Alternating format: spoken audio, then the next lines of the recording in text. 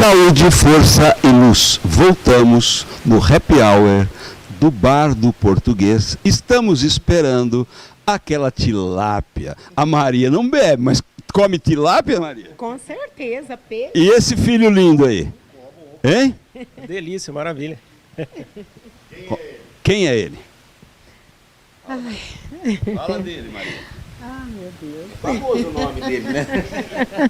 O nome da atleta. Ai, esse aqui é meu filho, Michael Jordan, meu filho, minha vida, meu mundo, meu tudo. Porque o Michael, ele... quando eu comecei a correr, veio, né, tudo, falta de patrocínio, de apoio, né, correndo atrás, trabalhando para ajudar a família.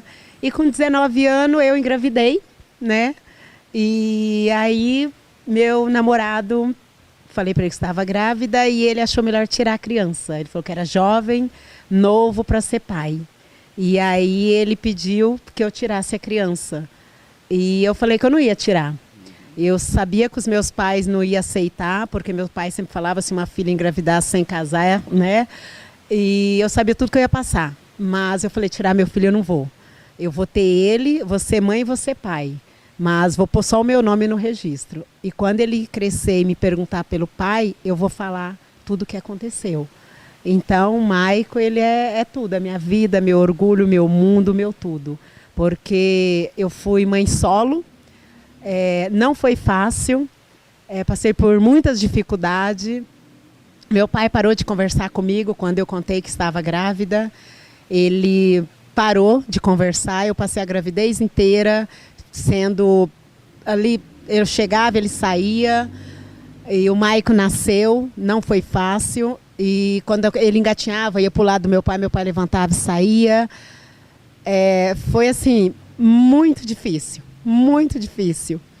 porque já tinha muitos problemas, e aí veio mais essa do meu pai parar de falar comigo, e com o meu filho, porque eu pensava assim, eu precisava de todo o apoio da minha família, do meu pai, da minha mãe.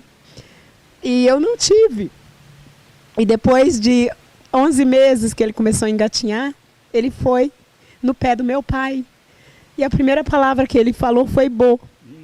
Aí nesse dia... Matou o coração do velho. Nesse dia, meu pai pôs ele no colo, pegou ele, abraçou e falou, a partir de hoje, eu perdoo você e sua mãe.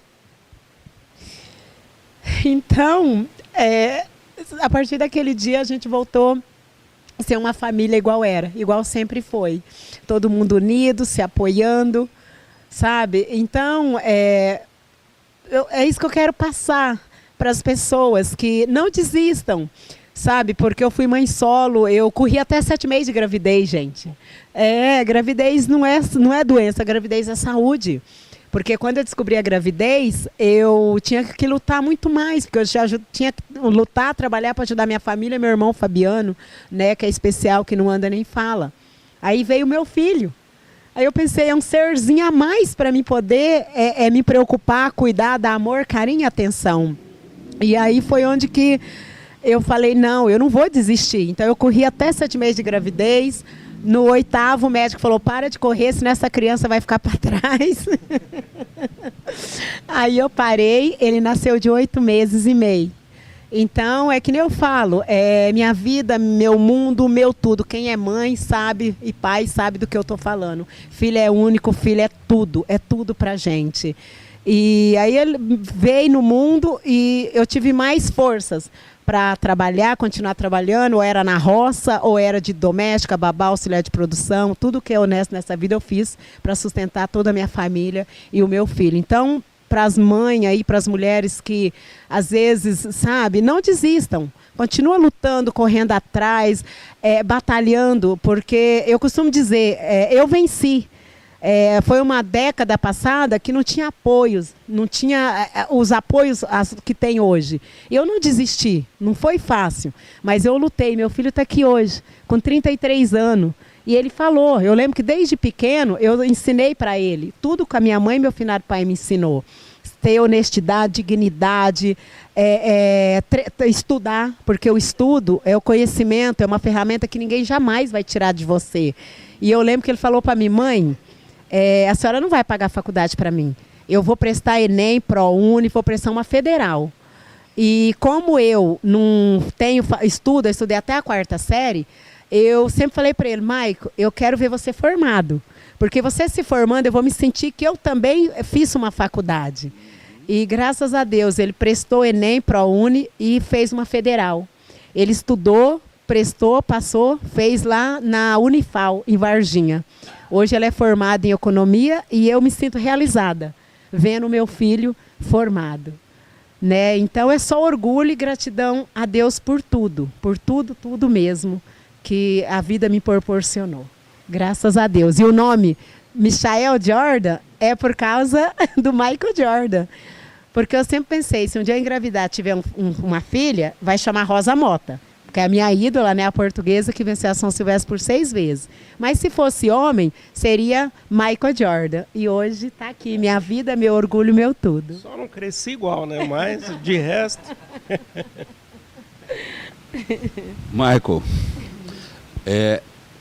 trata-se de uma pessoa bonita, por fora e por dentro. Eu tive o prazer, a Maria acreditou no Quarupi, o deixou lá com a gente, uma educação que eu nunca vi, viu, Lucas Bretas? Olha, uma educação que esse menino tem, eu acho que a Maria passou essa questão de família, disso e aquilo. Mas aqui a gente faz pergunta difícil, para doer. Jordan, é difícil carregar o nome Maria Zeferina?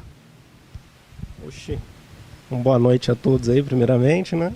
Depois de tantos elogios, é até difícil falar alguma coisa. Mas assim, é uma pressão, né? Porque Baldaia, Maria Zeferina, graças a Deus, é motivo de muito orgulho, né? Muita honra, né? Carregar esse nome, né? Carregar essa história, né? Acho que, como minha mãe bem colocou aqui, dentre tantas dificuldades, tantas coisas que a gente vê que ainda permanecem até hoje na nossa sociedade, né? A questão do racismo, a questão do preconceito contra a mulher, do preconceito contra... Pode continuar. Opa! Aí sim. Chegou. Muito bom. Vamos, segue aí. Vamos seguir. Né? Então, né, essa... É bom o professor falar que esse é um frango a passarinho. Esse é o famoso frango a passarinho. Olha o cheiro, que pena que a web não tem cheiro, né? Nós vamos conversar aqui com o Lucas Bretas para fazer essa coisa. A IA vai criar ainda, né? Vai criar essa coisa, vai chegar esse tempo da gente sentir, de vocês poderem sentir, mas melhor do que sentir é vir aqui para comer no happy hour, que depois das 9 se transforma em restaurante e tem show. Daqui a pouco nós vamos falar dos shows, mas cortamos o Michael Jordan por causa do cheiro da comida. Isso é boteco. E abriu o apetite, tá cheirando, hein? Barbaridade. Então, o Egídio, continuando. Então, essa questão que é presente até hoje, né, a gente consegue só ter um vislumbre do que era isso há 33 anos atrás, né, que foi quando minha mãe engravidou, quando eu nasci. Né? Então, se tem algo que a maturidade vai trazendo para a gente, os percalços que a gente vai enfrentando durante a vida, é essa questão de maturidade de entender os nossos pais. Né? Parece que a vida, em algum momento, ela faz questão de mostrar para a gente, né, a dificuldade que é o mundo, a dificuldade que são as coisas. Então, quando eu olho para trás, né, e eu vejo a história da minha mãe, não tem como a gente não se emocionar e não considerar isso minimamente incrível, né? Porque o que ela fez é beira ao impossível, né? Então, eu acho que assim, é motivo de muito orgulho, sempre vai ser. Eu sei que eu sou um ser abençoado, né? Iluminado por Deus por poder ser filho dela. E se eu tive na minha vida condições, né, de estudar, de conseguir, né, ali cogitar, pensar em fazer uma faculdade que ela não teve, né, os irmãos dela não tiveram, né, meus tios. Né, então, assim, eu fui o primeiro de toda uma geração ali familiar a conquistar um diploma de ensino superior. né? Então, assim, se eu tenho isso hoje, graças a Deus consegui ter um trabalho, fazer uma pós-graduação, uma graduação, é graças a essa guerreira aqui do lado, a essa mulher. E é isso. Muito orgulho. Lucas Bretas, nosso roteirista do Cinema Nacional. Ela não quis contar a história de Curitiba. Você quer contar para ela, para a gente? É uma maratona incrível, né? Porque a gente conseguiu... É uma das partes mais longas do filme, na verdade, porque é o que projetou a Maria, né? Como atleta de elite.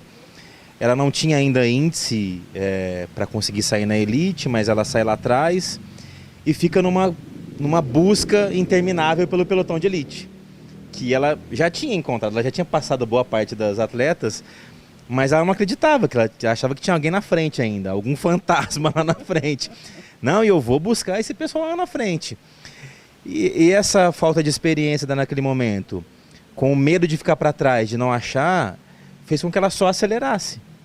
Então, hoje até o Paulinho fala no filme, né, que o pessoal se controla muito pelo relógio, pelo ritmo. Ela não se preocupou com isso, ela foi buscando o limite dela, porque ela falou, vou encontrar até achar a primeira colocada. Mas ela já era a primeira colocada e estava correndo atrás de alguém ainda, né? Então é muito legal essa prova, porque ela quebra o recorde da prova justamente por não saber que ela era a primeira colocada e estava buscando ainda alguém que não existia mais à frente. E tem o cheque também, né, Maria?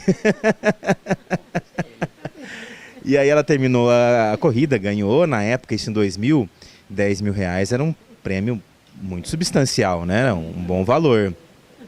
Era o maior até então, né, Maria? Você nunca tinha ganho um desse, né? E aí, do tamanho dessa mesa, mais ou menos, até um pouco maior, entregaram um cheque simbólico para ela mostrar no pódio, para tirar as fotos. E ela achou que esse era o cheque, que tinha que ir no banco descontar. Ela foi embora com esse cheque, até o pessoal, Maria, onde você vai? Não, vou embora. Vem pegar seu cheque. Mas eu tô com o cheque já.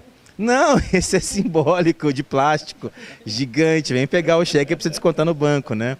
E essa parte no filme é maravilhosa, assim, parece que é um folclore, né? Mas é verdade, porque ela não tinha experiência, foi buscando alguém lá na frente da prova que não existia, ganhou, bateu o recorde e ainda deu uma entrevista no final perguntando para os repórteres, eu ganhei mesmo? Vocês têm certeza? Eu não acredito, né, Maria? Fala aí. Eu larguei atrás, né? E a elite largou na frente. E aí, pra mim, elas estavam todas na minha frente. E aí, quando eu cheguei, eu até perguntei, achei que era mentira, né? Vocês têm certeza que eu ganhei mesmo? Né? Eles riram, né? Todo mundo riu. E falou, não, você ganhou, mas eu só fui acreditar mesmo quando me chamaram no pódio.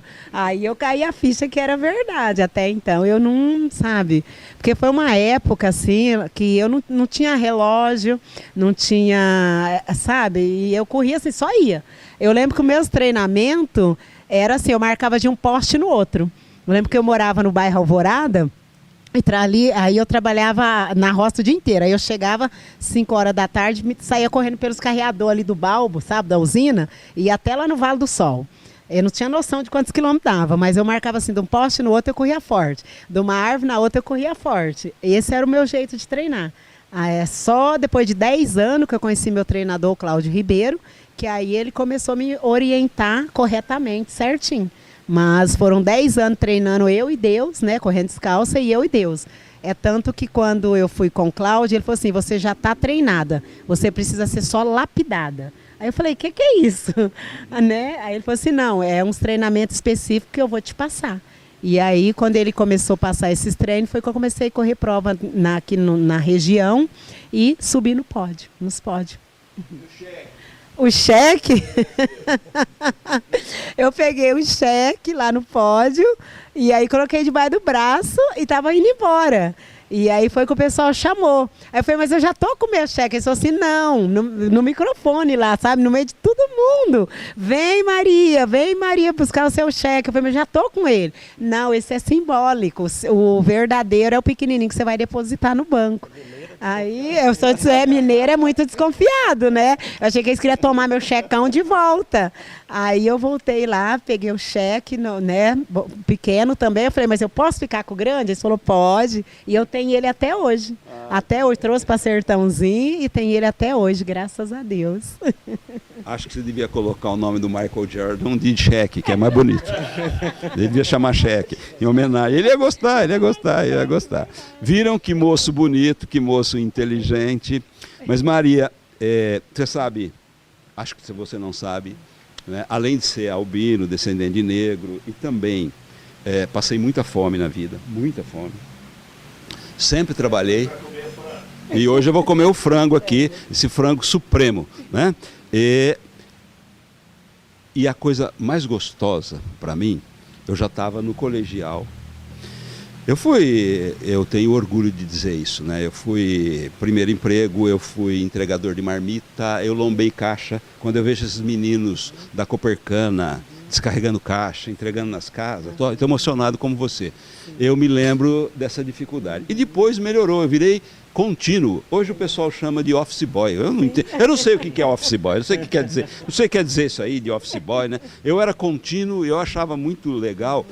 E na hora do almoço, não adiantava ir para casa porque não tinha comida. Então na hora do almoço, eu ia assistir aula dos outros professores para aprender, porque eu já estava fazendo magistério, né? E às 5 horas da tarde,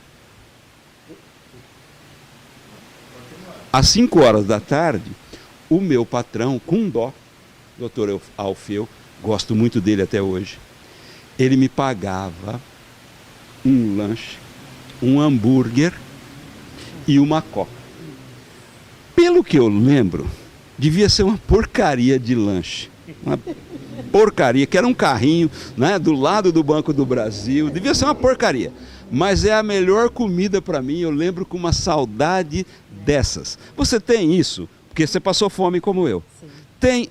Hoje a gente pode vir ao bar do português. Sim. Pode comer comidas excelentes. Sim. Né? Emendando uma coisa na outra, o Ronaldinho Gaúcho, quando ficou famoso, ele também foi pobre. Quando ele ficou famoso, ele queria entrar nos restaurantes e pagar.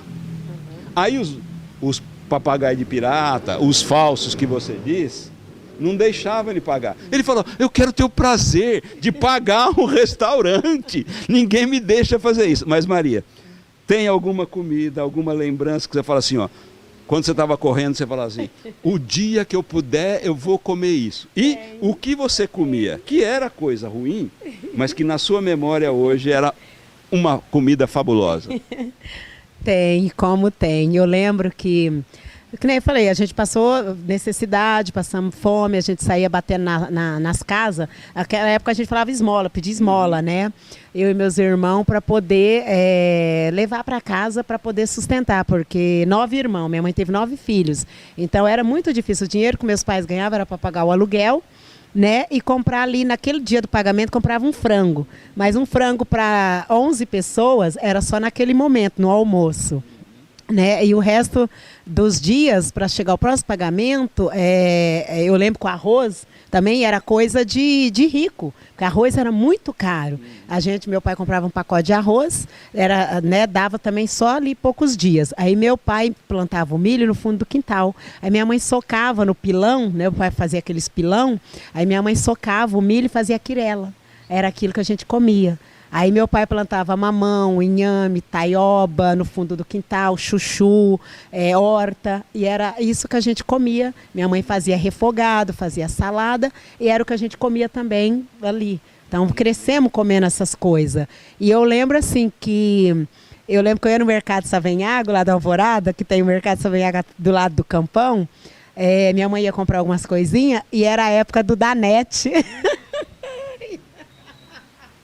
E aí a gente assistia na casa da vizinha, porque não tinha televisão, assistia na casa da vizinha. E tinha aquela propaganda da Danete, né?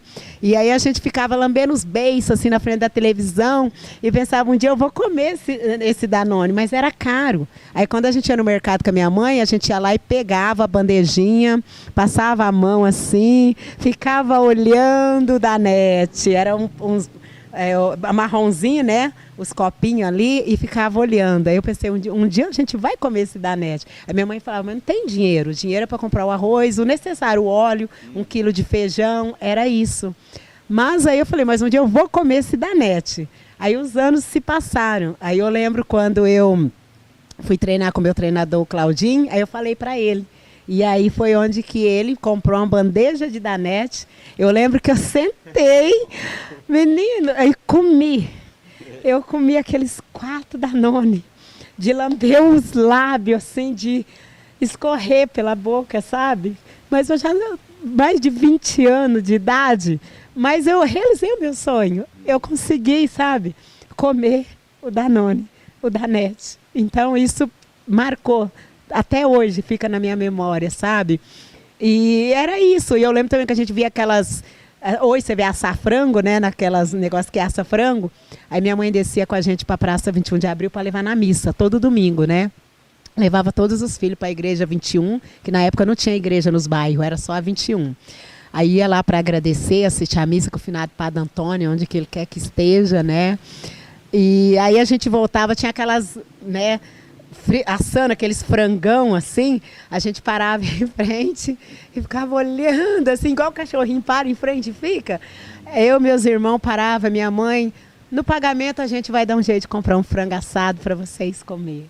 Então são várias lembranças que a gente tem. Mas assim, meus pais não tinham dinheiro para dar essas coisas, Danone, bolacha recheada, frango, brinquedos. Mas deu amor, deu carinho, deu aconselhamento, sabe? Isso a gente leva para a vida. Isso não faltou para a gente.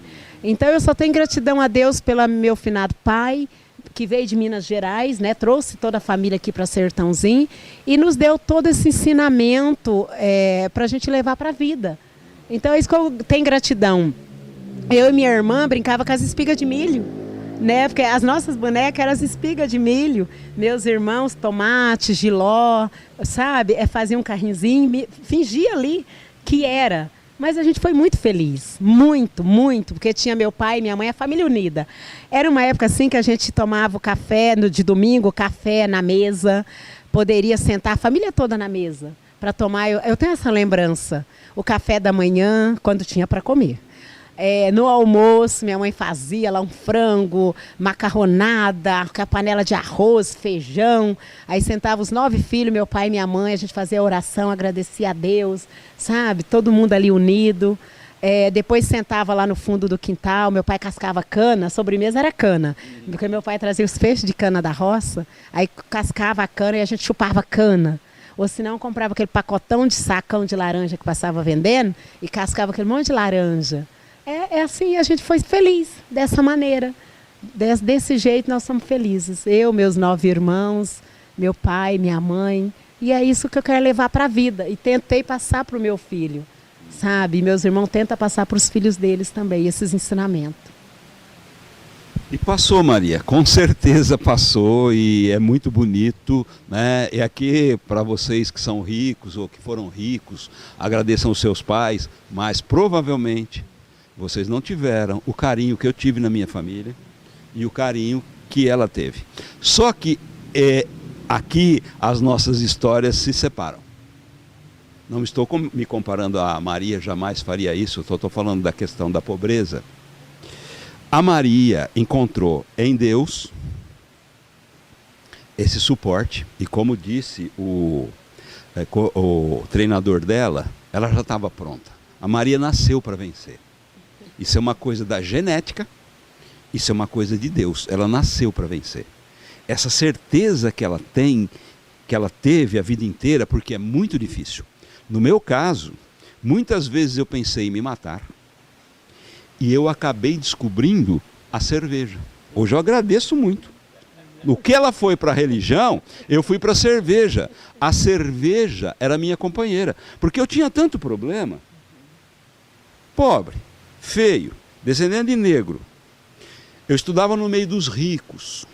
Eles não conversavam comigo na escola. Era escola pública. Seria o Stan Churchill aqui no auge. Ninguém conversava comigo. Eu era feio demais. Hoje eu sou horroroso, imagina, eu era mais feio do que isso. E uma coisa, Maria, né, que me separou. Eu não fui para o esporte, porque eu não enxergo. Então, mas as pessoas, o Lucas Bretas vai gostar disso. Quem sabe ele faz um filme das minhas tristezas, né? Um roteirinho. Olha aqui, Lucas. Há muito tempo atrás, as pessoas jogavam bola nas fazendas. E eu ia junto com as pessoas, mas eu não jogava bola porque eu não enxergava. Eu não enxergo de um gol no outro, eu não sei quem que está lá. Daqui, o Jota está filmando, eu não estou vendo o olho do Jota. Você está vendo até o que tem lá do outro lado, né? Eu não. Então, nós fomos jogar numa fazenda, e eu sempre fui muito sem vergonha, muito piadeiro, contava muito piada, né? E aí, começaram a jogar, e jogo de fazenda naquela época era muito violento. Deram uma pedrada na cabeça do goleiro, do nosso goleiro. O cara saiu do campo. Não, era assim, dava pedrada. No final do jogo tinha guerra de mamão. Guerra de mamão, guerra de manga, né? Eu lembro que uma vez nós estávamos dando uma de costinha, né, emendando uma coisa na outra, depois eu conto a história. Aí nós estávamos lá, saiu uma guerra de mamão. Mas uma guerra de mamão e uma guerra de manga. E era um sítio de japonês, né? E um amigo meu, muito cafajeste, falou assim, ó, grita Mário, porque sempre tem um japonês chamado Mário. E ele gritou, Mário! O cara levantou a cabeça, mas levou uma pancada, pau! Aí eles ficaram mais doidos ainda. Mas voltando à questão do jogo, aí ia jogar sem goleiro. E eu lá assistindo, né? Aí alguém falou, ó, bota aquele cara lá no gol, que pelo menos a bola pode bater nele, fica uma barreira, né? Aí me colocaram no jogo lá e de repente saiu uma falta. Saiu a falta, fizeram a barreira e eu tô lá esperando, né? Espere nada. Aí alguém gritou, ô idiota, sai daí, já foi gol. Maria... Que vergonha. Vamos jogar. Que ideia de colocar quem não enxergava no gol. Não, aí jogaram sem goleiro. Né? Eu transformei, você levou tudo para dentro. Tudo que eu sofri, eu transformei. Eu escrevo stand-up hoje. Tudo que eu sofri, eu transformei em piada. Inclusive, eu e o Jota fizemos stand-up aqui no Bar do Português. Foi um sucesso, né? Eu contei a história das minhas namoradas. Um vexame atrás do outro. Feio. Pobre. Um olho para cada lado. Agora, que desgraça que é essa? Né? Vamos agradecendo a bondade do Português. Lembrando, sexta-feira tem o show da Marilu. Sábado é o jogo final da Libertadores e João Canhoto.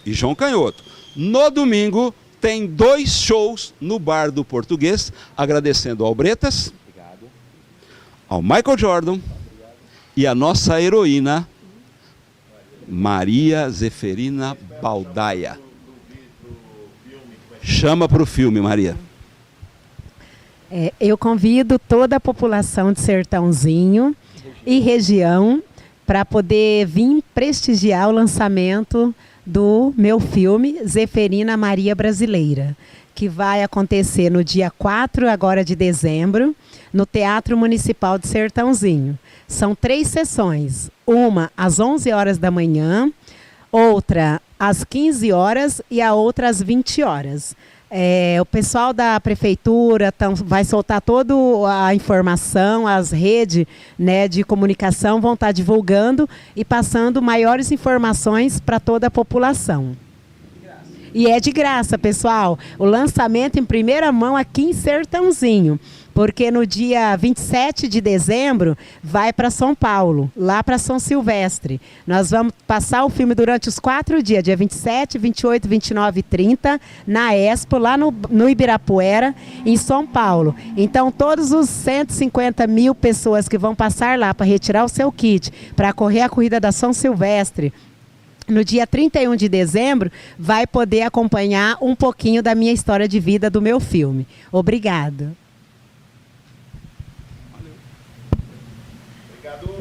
Obrigado, até sexta-feira que vem.